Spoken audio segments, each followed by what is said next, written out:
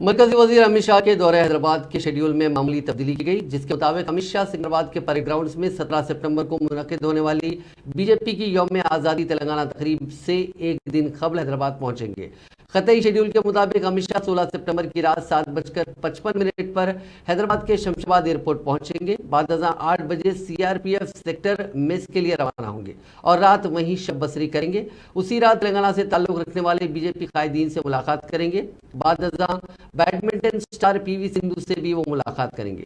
अमित शाह के हमरा जेपी नड्डा भी हैदराबाद का दौरा करने वाले हैं। गुज़िश्ता साल अमित शाह ने अपने दौरे हैदराबाद के मौके पर Telugu film star junior NTR से मुलाकात की थी।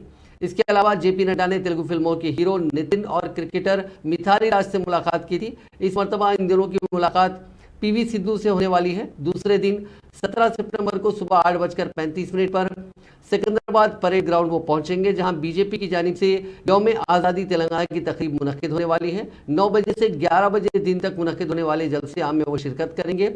बाद 11:15 को परेड ग्राउंड से शमशाबाद एयरपोर्ट रवाना होंगे और एयरपोर्ट से 11:50 पर दिल्ली के लिए रवाना होंगे।